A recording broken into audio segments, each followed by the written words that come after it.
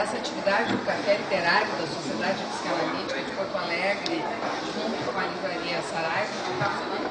Não. Agora está. Tá ou não está? Tá. Bueno, agora deu.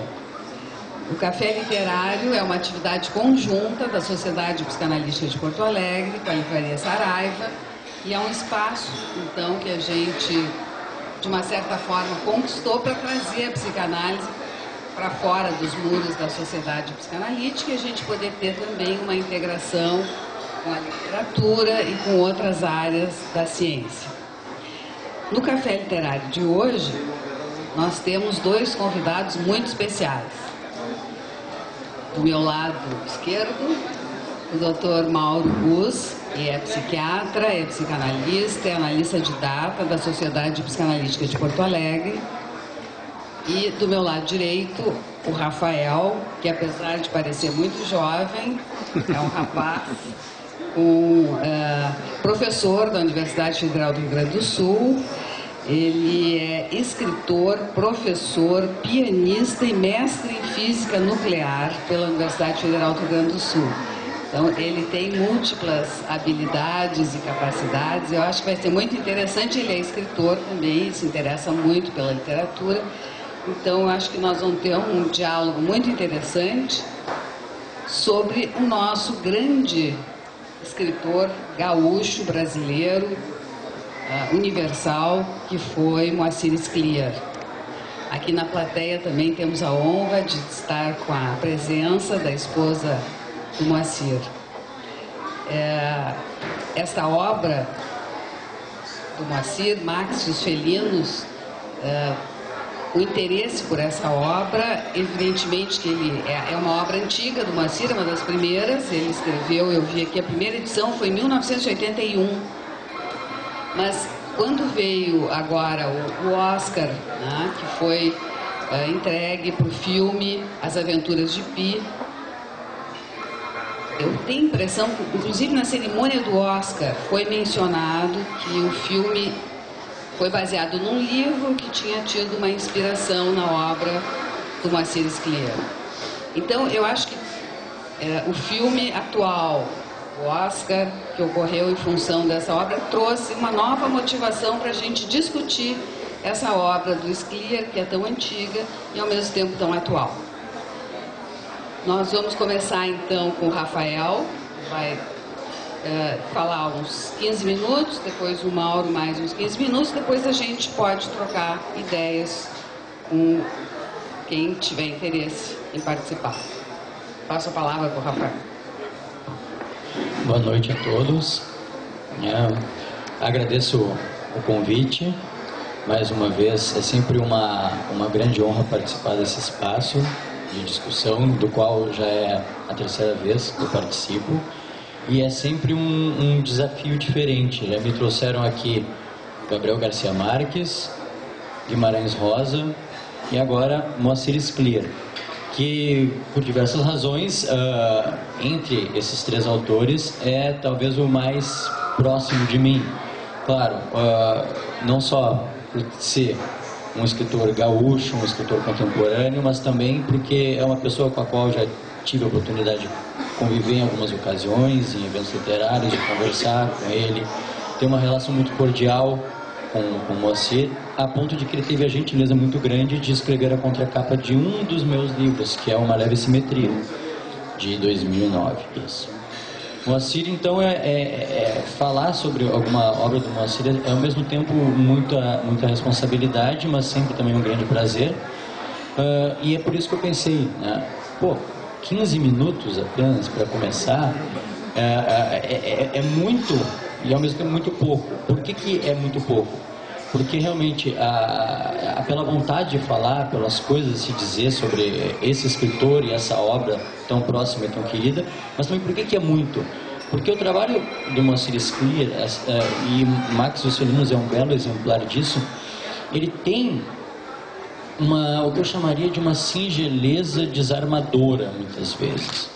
O texto do Moacir, ele é muito claro, ele é sempre muito escorreito, de uma linguagem quase coloquial, e que, portanto, ele se traveste, digamos assim, de uma simplicidade que muitas vezes te deixa com a impressão de: nossa, isso tudo é tão translúcido, dito de maneira tão clara, que me resta pouco a dizer, ou a querer enlouquecer em cima do texto e entre as linhas.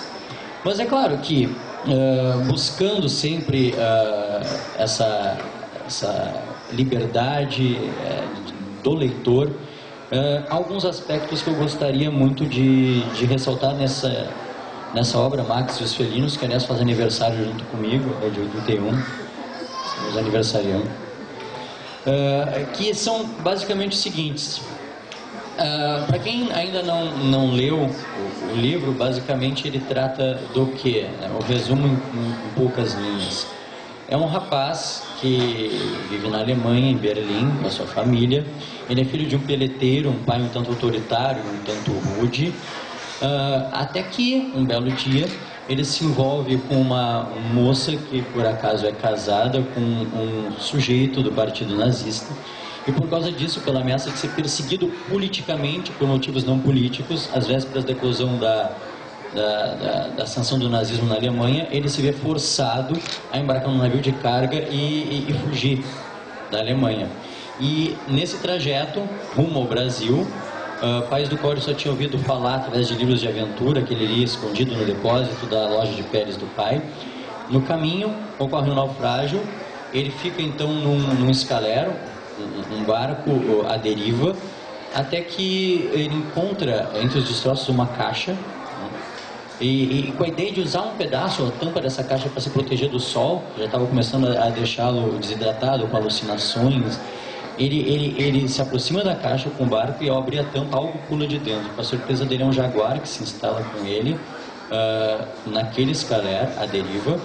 E porque diabos tinha um jaguar dentro de uma caixa no navio? Porque, na verdade, havia também animais de um zoológico sendo transportados nesse cargueiro.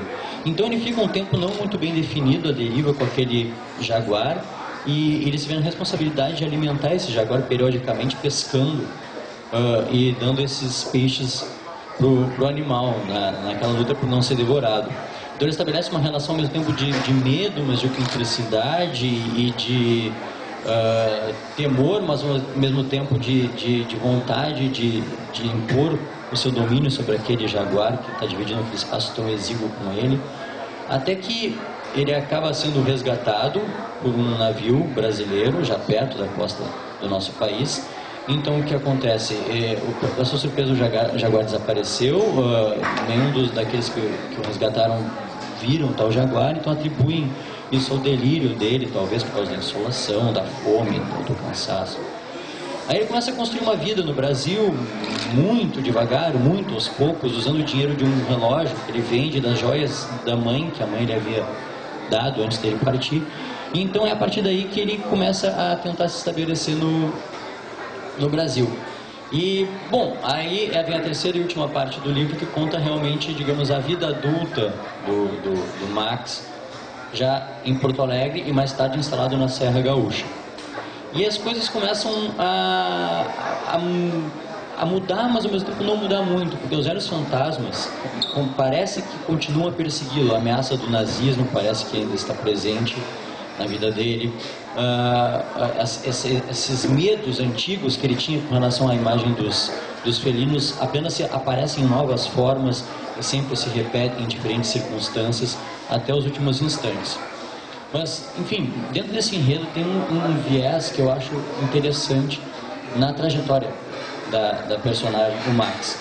Começa o livro contando justamente, ainda o rapazola Max, lá em Berlim, conta um pouco sobre como é a vida dele na família, a relação com o pai, a relação com a mãe. E num dado momento, fala que a mãe dele, ao contrário do pai, era uma mulher assim muito sensível, declamadora, amante da poesia. E diz assim, Erna, que é o nome da mãe, jamais reagia à brutalidade do marido, mas às vezes, enquanto estava contando uma história ao filho, Max, irrompia-se de súbito e abraçava-se a ele aos prantos. Tudo isso causava desgosto ao Max, que herdara da mãe a sensibilidade quase doentia. ele começa a contar um pouco mais sobre a personalidade desse menino, né? Tanto o desgosto quanto o prazer lhe traziam as peles que o pai comercializava. Desde criança, habituara-se a procurar refúgio no depósito da loja. Então, nesse refúgio no depósito da loja, é que ele vai fazer muitas coisas, inclusive descobrir o prazer da leitura. Max não gostava da loja, território do pai, e do tigre de Bengala, um tigre empalhado que o pai mantinha na loja como decoração de gosto duvidoso. Mas do depósito, sim, o Max gostava. Ao longo dos anos, foi adquirindo o hábito de se refugiar ali para ler, coisa que Hans Schmidt, que era o pai, considerava esquisita, mas que permitia ao filho. Afinal, era pai. Então, esse é mais ou menos o perfil psicológico, dá muitas ideias do comportamento sensível desse menino, um tanto assustadiço, dócil, sonhador, solitário. E agora eu vou ler um pequeno trecho do final. Não vai ser um spoiler total, um estraga-prazeres total para quem ainda não leu, mas vai ser um pouco. Eu tenho essa péssima mania. Diz assim, Max na cena. Ali hesitou um pouco. Pegou uma foice, examinou-a, testa franzida, leve sorriso nos lábios. Deixou-a de lado. Depois um machado. Finalmente decidiu-se pelo facão, maior de todos, uma peixeira de 80 centímetros de lâmina. Embarcou no caminhão e começou a subir o Cerro Verde. Aos 500 metros da casa parou. Daí em diante seguiria a pé. O portão não estava trancado. Abriu logo em seguida e ouviu latidos. Era o cão. Um único cão, um dálmata, substituía agora os mastins. Veio correndo e saltou sobre Max, que o atingiu com o facão em pleno ar. O animal, crânio partido, caiu fulminado. Um grito agudo. Era a cozinheira que assistira a cena e agora fugia correndo para o mato. Quanto ao empregado, não estava à vista. Seu dia de folga, talvez. Ou talvez também tivesse fugido. Max lançou um olhar sobre o cadáver do cão. Sem pressa, caminhou para casa. A porta estava aberta. Facão na mão, ele entrou. Então, qual é o viés que eu acho um tanto interessante para a leitura de Max e os Felinos entre tantas possibilidades? É como que se dá a evolução, ou talvez a transformação daquele menino de sensibilidade exacerbada, sonhador, solitário, recluso, de temperamento por natureza dócil, num indivíduo que invade casa a facão, que mata cachorro a facão. É quase uma cena de filme de terror, parece um Sexta-feira 13 esse final, né? O cara de facão em punho, matando o crânio, matando o cachorro, partindo o crânio do bicho, né? Então, como e por quê? E o que justifica essa transformação dessa personagem e como que ela é construída num percurso de leitura tão breve, num livro que tem menos de 100 páginas? Então, eu tenho inúmeras teorias sobre isso, sobre o porquê ou como. Claro que todas elas são apenas especulações, absolutamente desprovidas de qualquer sentido psicanalítico, mas tem algo que me parece estar envolvido nisso. Não sei se é a causa, mas é no mínimo talvez um sintoma desse processo de, entre aspas, desumanização ou bestialização pelo qual o Max vai passando na história, ou ao longo da sua história de vida. É porque, na verdade, não é ele, na trama, o único personagem que passa por esse processo de bestialização ou animalização. E o contrário também é verdade. Animais, personagens da trama, muitas vezes passam por um processo de antropomorfização. Acho que acertei a palavra, treinei a tarde toda. Mas na verdade é um pouco isso. O que eu estou querendo dizer é basicamente que na obra Max e os Felinos há uma espécie de esfumaçamento entre os limites do que é humano e do que é o animal. Exemplo, o jaguar que acaba se instalando no escalera após o naufrágio. Claro, ele é muito o símbolo, a metáfora daquele pai autoritário, também do regime autoritário que está prestes a se instalar na Alemanha. Ele simboliza tudo isso. Mas ao mesmo tempo, esse jaguar, ele tem algo de muito humano. Porque ele reage às coisas que o Max diz. Ele demonstra contentamento em certos momentos. Ele demonstra raiva do Max em outros. Então, ele é basicamente, ele tem reações, expressões faciais, inclusive, que o Marx descreve, que são praticamente humanas.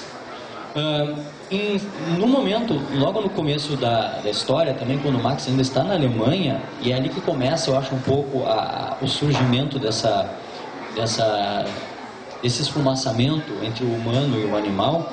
Marx, ele começa a frequentar a universidade, e digamos que na universidade ele fica muito interessado nos estudos que um professor especificamente desenvolve lá na universidade. É o tal do professor Kunz, que era um especialista em estudos de psicologia animal.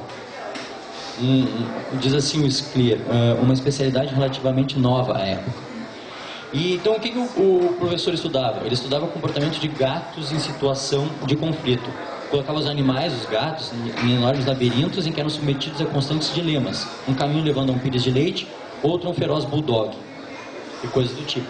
E qual é a extensão natural, pelo menos do ponto de vista do professor, e o Marx não acha isso nem um pouco estranho, pelo menos ele não manifesta nenhum estranhamento, é que essas pesquisas do professor com felinos, com gatos, se estendem mais adiante para experiências com ciganos, humanos, portanto. Só que, qual era a nova experiência do professor Kunz após estudar o comportamento dos felinos, querendo estudar o comportamento dos ciganos? Essa é uma parte realmente magistral do livro. É o tipo de pesquisa em que jovens ciganos com microfones ao pescoço eram jogados de aviões. Esperava o professor que na queda fornecessem aos sujeitos, se não um depoimento, pelo menos alguma indicação, grito primeiro ou outro, acerca do sentido da existência, grande preocupação do professor naqueles dias em que os aliados já estavam às portas de Berlim. Ele então querendo saber algo sobre a transição para a vida eterna. Então, claro, de fato, a frustração vem como da constatação de que os ciganos morriam absolutamente calados, não diziam nada, se espativavam no chão sem dizer um ai.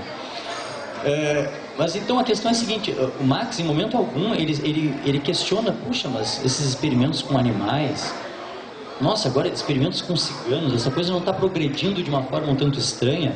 Na verdade, ele questiona muito as especulações, as conclusões às quais o professor chega, mas não questiona os métodos ou a ética, digamos, daquele tipo de abordagem, em momento algum, seja com os felinos, os gatos, ou seja com os ciganos. Então já começa a ter uma certa confusão entre, tipo, se é humano, se é animal, não interessa, trata-se, digamos, do mesmo jeito, para o bem e para o mal. E isso só vai progredindo, na medida em que, por exemplo, o Marx, depois, né, de já dentro do escalero, vai encontrar esse ser, esse jaguar, que também, para sua surpresa, se comporta quase como um ser humano. Em outro momento, mas no final do livro, ele vai supostamente reencontrar alguém, ou uma pessoa, ou que ele julga ser um nazista, que ele já havia conhecido lá na Alemanha em sua juventude. E esse nazista, na verdade, ou esse suposto nazista, ele vai identificar ou vai enxergar nesse nazista a projeção de uma onça, porque ele está morando nessa época, o Marx, digamos assim, nas matas da Serra Gaúcha. E há uma lenda de que essas matas são habitadas por uma onça. Ninguém nunca viu a onça, mas às vezes vem que os animais são mortos. E ele começa a acreditar que, na verdade, a tal da onça é o nazista. Porque o nazista faz o papel de onça. Até um momento em que a própria filhinha do Marx, ele já casado, isso bem adiante, né? Ela é atacada pela suposta onça, é arranhada, não chega a ser morta, mas ele tem certeza de que, na verdade, quem atacou e arranhou a filha dele foi o nazista onça, que ele está, então, reencontrando inesperadamente em terras brasileiras. Então, existe o que eu diria exatamente isso. Talvez essa palavra precisa não fosse nem um esfumaçamento entre as fronteiras do que é o humano e o que é o animal, mas sim talvez uma superposição entre essas duas dimensões, digamos assim, né? O Marx, ele é considerado ao longo da trama por muitos como um menino sensível, um rapaz culto. Lá na Serra Gaúcha, onde ele vai se instalar entre os colonos, ele é conhecido como doutor, porque ele tem conhecimentos de coisas que, digamos, os comuns, os mortais lá entre os colonos jamais ouviram falar. Então ele é, digamos assim, ou ele representa naquele meio um enclave de racionalidade, mas que ao mesmo tempo, como demonstra aquele trecho que eu li ao final, vai desenvolvendo comportamentos cada vez mais primitivos, cada vez mais ferozes, cada vez mais pulsionais, à medida em que ele vai se deparando, digamos assim, com esses felinos, que vão confundindo a visão dele acerca do que é humano e do que é o animal. Veja bem, há um jaguar que se comporta quase como humano, com quem eu travo uma relação quase de síndrome de Estocolmo, enquanto eu estou aqui confinado nesse escaler. Mas, por outro lado, tem esse nazista, que na verdade é uma onça. Então, há um animal que é um humano, há um humano que é um animal, e essas noções todas se embaralham, e elas estão muito por trás dessa, se chamaria evolução da personagem, né, ou desse arco da personagem, da transformação do menino manso, tímido e retraído, nesse sujeito que mata cachorros, invade casas com facão em punho. Então, esse viés praticamente me parece muito promissor, ou parece que muita coisa pode ser tirada por essa linha de leitura. Claro que, assim, eu vou encerrar minha breve exposição inicial, mas algumas outras coisas que talvez valesse a pena mencionar, talvez para que o público se motive a nos indagar mais adiante, como, por exemplo, né, como é que é tratada a figura do socialista que aparece no livro. Sempre os livros escritos, vira e mexe, tem um socialista. Aqui também tem um socialista que é um amigo de juventude do Max, que acaba enlouquecendo, né? Assim como o pai do Max também, que é autoritário, acaba enlouquecendo. E quem sabe talvez o próprio Max não tenha enlouquecido. Então a loucura também é algo que está nesse caldeirão de Max e os felinos. É um tema interessante. Então, assim, para talvez deixar uma última isca de debate, é a seguinte: a questão justamente do limite entre o animal e o humano provavelmente está muito correlacionada, se não inteiramente correlacionada, com a questão recursiva da loucura dentro dessa pequena obra. Nós temos com certeza 2 e talvez 3 personagens que enlouquecem. Então, quais são as relações que há entre essas coisas? Em que medida uma coisa implica a outra? Será que essa loucura não é a sombra do jaguar ou da onça ou do tigre que está, digamos assim, oculto no âmago de cada pessoa? Esse talvez seja o grande questionamento que o trabalho do Moacir nos deixa. Obrigada ao Rafael. Muito interessante, muito instigante essa leitura que ele fez. Vamos passar ao Dr. Mauro para as suas observações.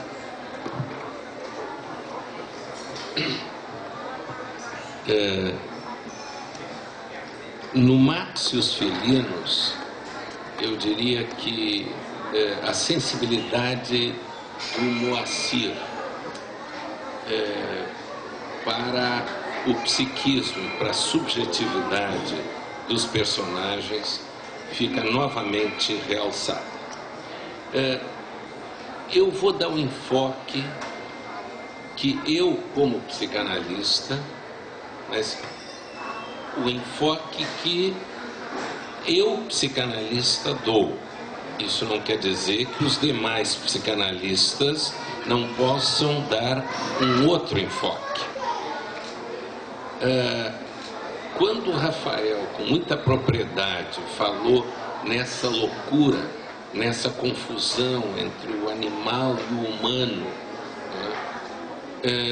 eu diria que este é um dos principais focos do tratamento analítico se o Max me procurasse para tratar-se. Não importaria se a história dele é verídica ou se trata-se de um sonho. Pode ser um sonho. Ele tem a conotação de real para o Max. Ele, indiscutivelmente, o Moacir, como bom médico, além de excelente escritor, ele apresenta uma história clínica do adoecimento de um menino traumatizado precocemente pela violência e o sadismo do pai, especialmente sobre a figura delicada e sensível da mãe. Ele vive uma situação triangular muito complexa, muito difícil, e ele não tem condição de vencer essa situação sem apelar para momentos de solidão, quando ele precisa ir buscar o jornal ao início do relato. O temor do tigre de Bengala. Eu nem discuto, é evidente que essas figuras ferozes estão relacionadas com a maneira como esse menino delicado colocou seu pai para dentro. E mais, o Moacir coloca de maneira muito transparente, simples e com uma delicadeza o bullying que esse menino sofreu do pai. O menino era chamado de maricas pelo pai, em situações de medo dele. Agora, ele assustava.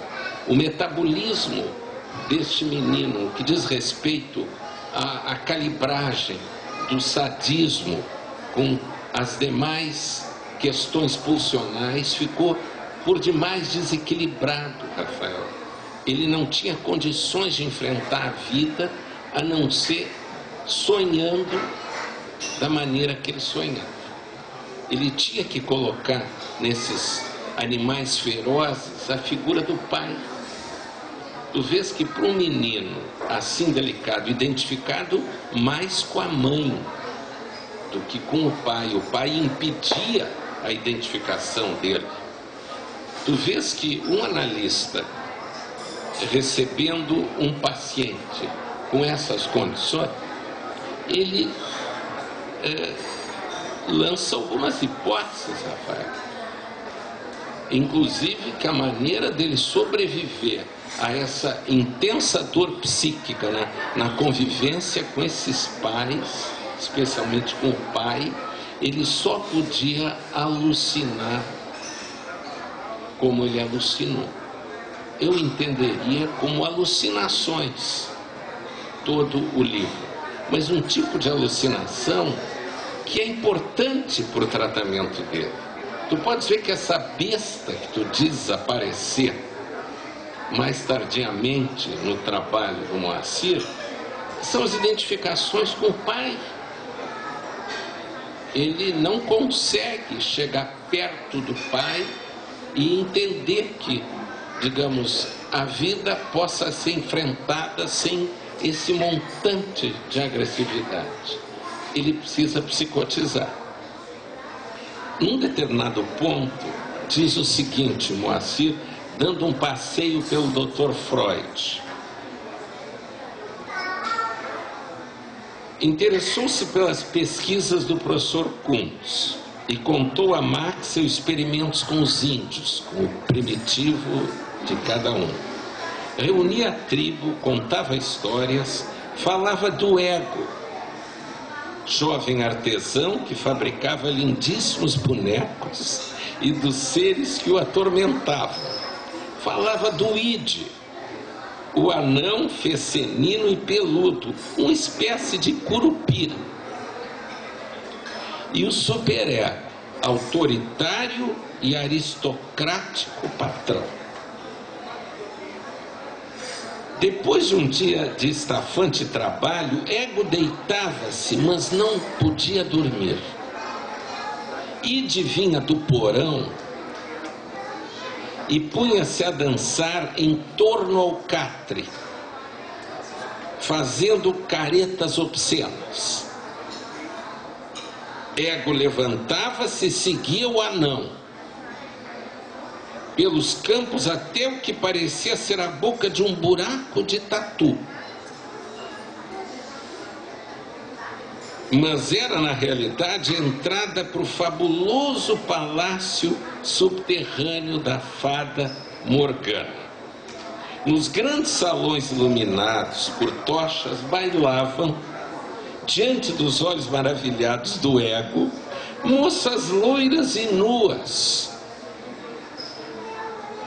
Estendiam-lhe os braços, mas quando o rapaz ia se atirar a elas, surgia o supereco, diz o Moacir, com seu fraque, sua cartola, seus lábios finos. A um sinal de sua bengala de castão de prata, as bailarinas sumiam. Então ele se punha a zurzir o pobre ego, repetindo monotonamente: não pecarás, não pecarás. O final era propositadamente otimista, diz o Moacir, com o ego livrando-se dos seus algozes e casando com a fada Morgana. O Moacir dá um final feliz para a doença do Max. O Max e os felinos, estes felinos são as pulsões que o Max não pôde canalizar o suficiente, porque houve um desequilíbrio muito importante entre as figuras parentais. A figura materna, com a qual, digamos, ele se relacionava, não dava-lhe suficiente força para competir com esse pai. E é preciso essa competição. Ele encontra a Frida, com quem ele, no regaço da Frida, ele tem momentos extraordinários, que era a empregada do pai, que o Moacir, de modo muito jocoso, coloca como que ele roubando um casaco de pele para ela, e o pai via ela vestindo aquele casaco de pele, correr atrás dela numa desabalada, quisera estrangulá-la, que era a cena primária que ele tinha na cabeça. E trazia dentro de si uma relação extremamente turbulenta entre homem e mulher. Ele não conseguia se colocar, a não ser que ele, digamos, morresse psiquicamente e pudesse, de alguma forma, digamos, sobreviver a esse sofrimento todo. O que a psicanálise faz com pacientes com essas características? Ela tenta, até onde pode, trazer toda essa dor para a relação do paciente com ele, analista. Então nós vamos ser a Pantera, nós vamos ser o Tigre de Bengala, nós vamos ser aquilo que o campo analítico fornece dentro, digamos, daquilo que ele traz. Eu tenho certeza que o Moacir, ao escrever esse livro, ele tinha uma noção muito clara do que tratava a psicanálise. Ele, inteligente como era, se tinha ou não tinha experiência analítica não nos importa, da vida privada, mas ele traz para nós, digamos, apreciarmos o que é o desenvolvimento psicótico de uma estrutura frágil que não consegue enfrentar as dores da vida sem apelar para o sonho ou para a alucinação.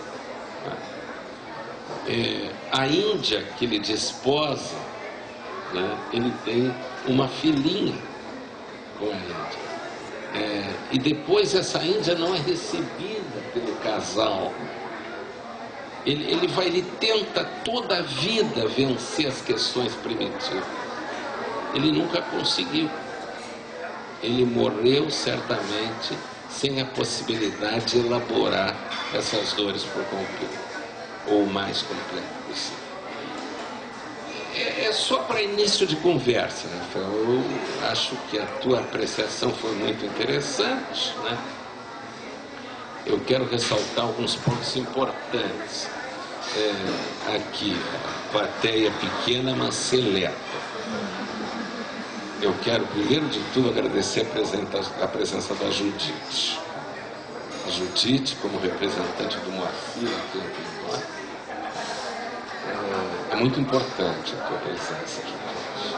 Eu quero também mencionar, além da presença de todos, que é importante, de um homem que escreve, e é psicanalista como Juarez Couso, que pode também nos dar uma apreciação e o olhar analítico do literato sobre essa obra do Moacir. Houve um momento, Judite, que eu não me lembro bem sobre o que discutimos. Nós todos esperávamos muito, e vocês, tu e o Moacir, tinham confundido o horário do início do debate. O que aconteceu? Tu vieste num debate em que o Moacir estava aqui pela sociedade. Tu te lembras? Um debate que houve aqui, que vocês enganaram. Eu não me lembro. Tu te lembras? O que houve? Vagamente. Foi a última vez que o Moacir esteve conosco, digamos, nos próprios... Hã? Pois é. Eu acho que estava o ministro na época, o ministro da Cultura. Com o Rouanet. Ele fez um debate com Sérgio Paulo Rouanet. Aqui, tu te lembra, Judite? Foi lá no gasômetro. Não foi aqui, Zauro. Foi aqui. Foi aqui. Exatamente. Aquela oportunidade foi a última vez que o Moacir participou de alguma atividade nossa. Ele faleceu de uma maneira tão repentina e tão trágica que deixou a todos nós de luto, Judite. Isso para nós é importante que possamos te dizer nesse momento de público. Eu gostaria que tu pudesse, em algum momento da discussão, se tu te sentisse em condições, de fazer algum depoimento sobre o Marx e os felinos. Eu acho que seria muito enriquecedor para o nosso debate. Se tu puderes, não te sintas obrigada a isso, né? Mas eu tenho a impressão que já está quase no fim.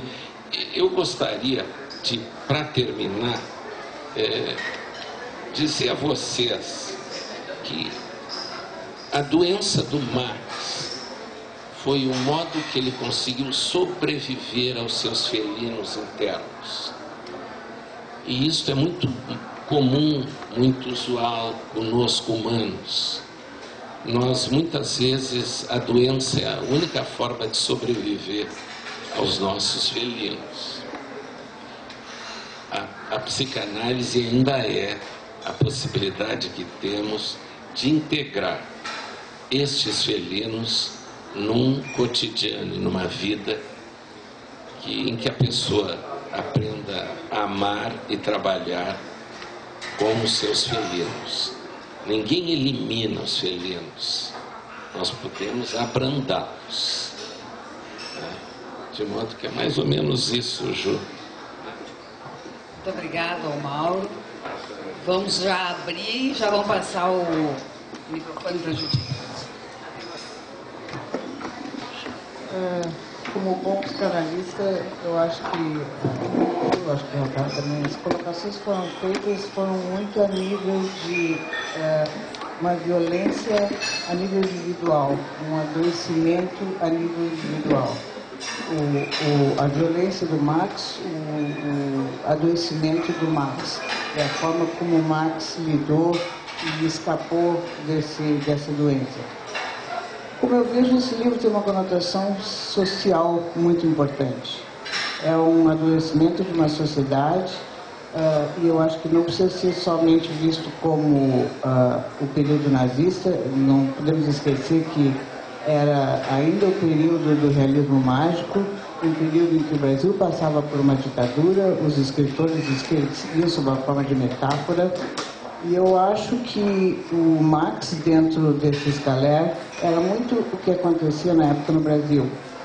Eu vou dar um exemplo de uma situação que aconteceu com o Moacir, por exemplo. Ele, logo depois de formado, estava fazendo um concurso para médico da polícia e, assim que começou o concurso, um oficial da polícia entrou e leu 2 nomes. E um deles era o Moacir, que retirassem da sala.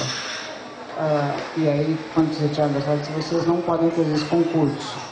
E ele disse, por que eu não posso fazer esse concurso? Eu sou cidadão brasileiro, sou médico formado. E o oficial de polícia disse, eu não sei porquê, e eu, se fosse vocês, não perguntava. Essa é a situação que vivia o Brasil na época da ditadura militar. Então, eu acho que o máximo daquele Scaler era um jovem desamparado, que de repente se vê frente a frente com um jaguar, não sabe de onde vem o jaguar, o que ele vai fazer com o jaguar, para onde ele vai. Então, a violência e o adoecimento também pode ser visto isso como o período nazista, que não é muito diferente. Então, eu acho que o âmbito é um pouco mais amplo. Eu acho que isso tem que ser visto também a nível social. É o adoecimento de toda uma sociedade, é a violência de toda uma sociedade. E como lidar com isso? Tem várias maneiras. Uma delas é o escape, é a fantasia, justamente para não enlouquecer. Então, o meu depoimento seria muito esse, de que os escritores, muitas vezes, para poderem escrever sobre o que eles queriam escrever, eles escreviam sob a forma de metáfora. Muito bem, eu acho que a Judite acrescenta um outro vértice da observação desse livro, que eu também acho que é muito importante, né? Que era o panorama histórico do que se passava também. Mais alguém gostaria de comentar, perguntar, questionar? Só porque não peguei uma palavra, achei ótima a tua frase, Mauro. A doença é a única forma de nós felizes sobreviver? Sobreviver aos felizes. Sobreviver, pode. Tá. Obrigado. Está à disposição. Ou aos convidados, se quiserem. Uma coisa que eu queria destacar dentro da maestria da escrita do Speer, né, que é um aspecto importante da literatura, é a ambiguidade. Ele em nenhum momento, ele podia ter feito uma crônica, um estudo histórico, não, ele faz uma ficção, em nenhum momento ele deixa claro assim, bom, existia ou não existia na criação da mente do Marx. Né? Então, o que vocês falaram, né, e agora que a Judite complementou, dá margem a que cada leitor faça a sua história, né? Justamente porque ele não define. Né? Eu me lembrei muito do início do Dom Quixote, que ele diz assim, no lugar da Mancha, que eu não me lembro o nome, não me lembro bem o nome, quando ele diz assim, eu não me lembro bem o nome, ele podia ter inventado um nome, né? Mas assim, um lugar que ele não precisa definir, porque o leitor é que vai criar esse lugar na mente dele, uma obra de arte. Né? Então, acho que um dos aspectos importantes desse livro é essa ambiguidade da escrita, não definindo e deixando um espaço para o leitor criar junto. Assim como a ambiguidade do inconsciente. A questão da ambiguidade, nós lidamos permanentemente. A psicanálise trabalha com essas questões ambíguas. E eu agradeço a colaboração de vocês, especialmente o enfoque que a Judite deu, que é muito possível que o Moacir, em função dele ter esta visão sobre o social, tanto que ele trabalhava com a medicina comunitária, ele foi professor nesta área, né? Tivesse sido o realce, quem sabe, maior desta obra. Agora, o olhar do psicanalista, digamos, ele, na praxis, ele precisa estar restrito ao paciente tal como ele se apresenta, né? É uma relação a dois que vai, digamos, produzir toda a melhora, toda a elaboração da doença. Eu penso que o enfoque que o Rafael deu, que complementa o que nós estamos falando, ele fala, o Rafael, na ambiguidade que tu fala, Jones, ele também referiu a ambiguidade na ficção. A ficção é assim. Muitas vezes nós estamos numa sessão analítica, parece um sonho. Nós estamos vivendo um sonho. Nós estamos dividindo um sonho com o paciente, né? Tanto que uma teorização importantíssima fala em sonho a dois e não sonho a dois, né? Então, isso aqui poderia ser um sonho, um sonho detalhado para nós analistas, riquíssimo, muito rico, e nós passaríamos muitos anos trabalhando em cima desse sonho. Interessante, né? A questão da ambiguidade, palavra da vez. Como é que essa questão da ambiguidade entre o real e o imaginário, é ou não é sonho, foi ou não foi, se constrói literariamente falando? No momento em que o Max é resgatado do Scalera, dizem aqueles que o resgataram, não havia jaguar algum. Se ficasse por aí, talvez, quem sabe, pudesse o leitor ficar, o leitor mais desavisado, pelo menos, ficar com a impressão de que, ok, não havia jaguar algum. Mas o Mostril é muito cuidadoso. Lá adiante, quando o Max já está estabelecido na serra, ele casa com a Bugra Jaci, ele conta a ela as histórias da sua vida. E uma história que ela gosta muito é justamente esse período que ele ficou no Scalera com o jaguar. Essa história ela gostava muito de ouvir. E ela, inclusive, ela, ao contrário da maioria das pessoas, ela não estranha a história. Ela acha perfeitamente verossímil. Porque ela já tinha ouvido falar de algo parecido, que era um caso em que o sujeito entrou numa canoa no rio e não se percebeu que havia uma cobra escondida ali, e quando ele viu a cobra dentro da canoa, ele ficou petrificado, não soube o que fazer e foi arrastado por quilômetros e quilômetros e quilômetros, olhando para a cobra, e a cobra olhando para ele, e quilômetros e quilômetros e quilômetros pelo rio, até que uma hora a canoa encalhou e a cobra fugiu em meio à vegetação da margem. Então veja bem,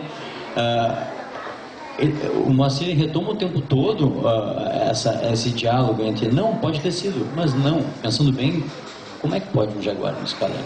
Mas se pode uma cobra, por que não um jaguar? Claro, enfim, a questão ela vai sendo retrabalhada e as indagações vão se repetindo justamente para criar esse efeito contínuo da dúvida sobre o leitor. E é aí que ele se vê obrigado a fazer o quê? A preencher as lacunas e a sonhar junto com o narrador, assim como, em certa medida, eu imagino, o analista tem que se ver obrigado a sonhar junto com o analisado.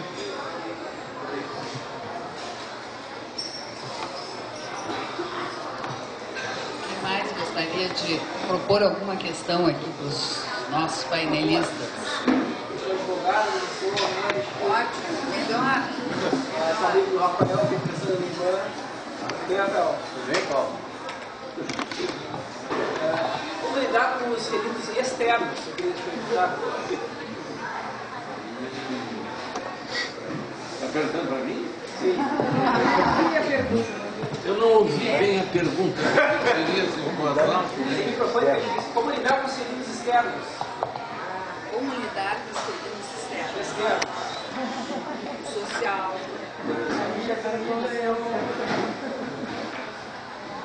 Essa tua pergunta é um desafio. Eu entendo o que tu estás me perguntando. Acontece que muitas vezes os felinos externos eles ficam agigantados pelos felinos internos. Como é teu nome? Paulo. Então, Paulo, os felinos externos não vão deixar de ser felinos nunca. Mas eles associados, potencializando os internos, eles ficam muito maiores do que são. Nós não vamos poder mexer nos felinos externos, mas a possibilidade de mexer nos internos nos dá a esperança de que fiquem abrandados. O felino externo, segundo nos diz a Judite, pode ser um regime social. Se nós formos os regimes terríveis, ditatoriais, vamos para o nazismo, é um felino externo e morreram 6 milhões de vítimas, né? Vamos para outras ditaduras atuais. Não vamos citar para não politizar o debate, mas todos sabemos que nós temos felinos na América Latina atualmente. Felinos muito agressivos. Este nós não temos como abordar. Não tem como abordar, a não ser através de meios políticos, através de recursos de natureza social. Ou artístico. A arte, a Ida está lembrando a arte. Foi a própria maneira que Esse livro, segundo nos testemunha Judite, testemunha de Alcova,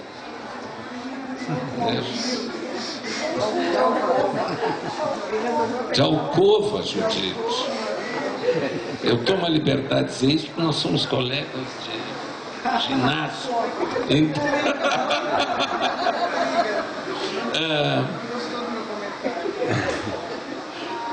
esse aqui é um livro, é assim que também se fala na ditadura. O Chico Buarque, a obra do Chico Buarque, Gilberto Gil, toda aquela turma maravilhosa, falava na ditadura através da música. Esses são felinos externos. E não te engana, nós vamos ter felinos externos toda a vida.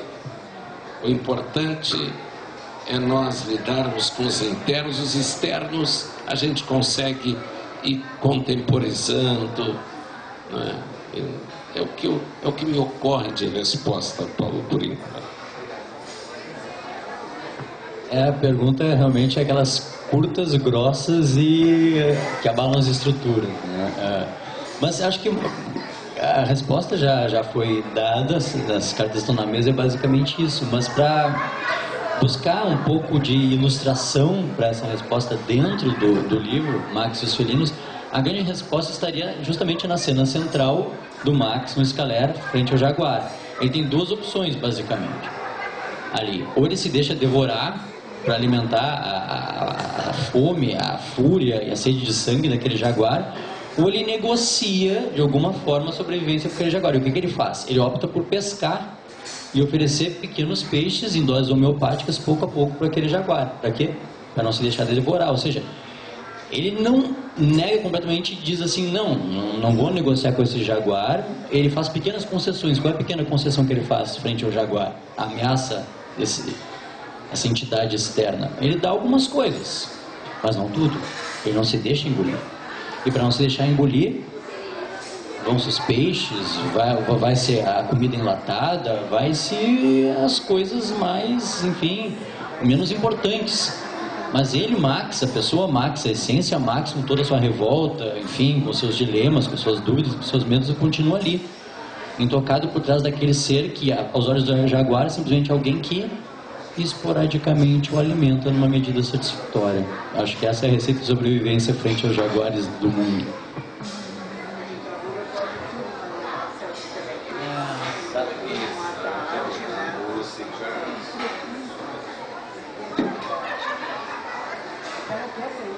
Eu lembrei agora da peça infantil. Não, a peça, eu lembrei da peça infantil dos 4 bichinhos que se encontram e querem ir para a cidade, que o Chico fez. Saltimbancos. Saltimbancos. Os saltimbancos também é uma denúncia, né? É uma denúncia, eles querem ir para a cidade, eles querem encontrar uma outra maneira de viver, mas na verdade é a maneira como o autor estava falando de quão cerceado eram os bichos, porque tem um determinado momento que o dono de um dos bichos não deixa eles entrarem na posada, né? Então ele diz, né? Um dos bichos diz, olha como é que a gente vive e a gente não pode nem reclamar, né? Então a fala dos bichos, metaforicamente, vai falando da ditadura, e até hoje é uma coisa que encanta as crianças, né? As crianças adoram ver essa peça, que diz várias coisas em diferentes níveis, né? Mas também fala o primitivismo psicanalismo infantil, através da figura dos animais, através da galinha, da gata que era meio histérica, né, que ela é uma cantora muito sedutora, né, e tem o burro que fica muito chateado porque chamou ele de burro e ele carrega tantos quilos de coisa para o trabalho do outro. Então vai se falando de uma série de situações de uma maneira muito simples, muito ligada a aspectos primitivos e funcionais, e as crianças de alguma maneira hoje em dia entendem, né? E se emocionam, querem ver de novo, querem entender de novo e de novo, né? Então a arte tem essa contribuição, né? Além de tudo, ela não tem uma época definida, né? Ela fica permanente. É interessante desse teu comentário. Eu acho que as nossas netas devem ter visto aquela peça umas 10 vezes e viam sempre como se fosse a primeira, sempre muito faceiras, muito contentes. É porque elas elaboram através da peça os seus felinos, as suas questões primitivas, todas as histórias, o Chapeuzinho Vermelho, a Branca de Neve, Alice no País das Maravilhas, aludem a estas questões primitivas das crianças e das crianças que nós adultos temos dentro de nós. E é esta criança que precisa ser, digamos, precisa crescer, né? E, digamos, sintonizar com o adulto que nós somos. Porque se nós nos mantemos muito tempo crianças, coisas não acontecem vida fora. É por isso que eu acho que o Harold Bloom tinha razão quando ele disse que o primeiro psicanalista foi Shakespeare, né? Ele trouxe todas as tragédias, as comédias, enfim, toda a história humana através da literatura. Então, eu acho que a literatura nos ajuda muito a elaborar, a contar as histórias, a enfrentar os felinos. Então, eu acho que nós estamos sobre a hora. Se mais alguém quiser falar, ainda podemos prorrogar, senão a gente vai encaminhando para o final. E agradecendo muitíssimo a presença de todos vocês aqui, a Judite, o Juarez, os outros eu não sei o nome, por isso não posso dizer de todos, mas tem vários colegas, a Carmen, a Vivian, que é da nossa comissão do café, a Aida, a Leila, enfim, algumas pessoas que eu consigo identificar que vieram aqui prestigiar este nosso encontro, mas eu queria agradecer especialmente ao Rafael e ao Mauro pela leitura atenta, preocupada, pelo estudo que vocês fizeram dessa obra do Moacir, que eu acho que realmente merece, e que isso eu acho que também dá a dimensão da obra do Moacir Scliar e como esta obra permite, né, que a gente possa sonhar, imaginar, enfrentar felinos, tudo que a gente conversou aqui hoje, o quanto a literatura enriquece a nossa vida e as nossas vivências. Então, especialmente a vocês dois, que também permitiram que a gente sonhasse com vocês. Boa noite, muito obrigada a todos. Dia 11 de junho, nosso próximo Café Literário, e que eu acho que vai ser muito interessante, vai ter um brinde especial com champanhe, porque a Sociedade Psicanalítica está fazendo neste ano 50 anos. Em junho, na verdade seria em junho, mas como julho é uma época de férias, é época de congresso, nós vamos comemorar em junho. Um dos participantes do próximo café está aqui, que vai ser o Juarez, e o tema vai ser muito interessante, sobre criatividade, e eu acho que todos vocês vão gostar muito. Então convido a que todos voltem aqui em junho e possam brindar conosco os 50 anos da Sociedade Psicanalítica. Boa noite, muito obrigada.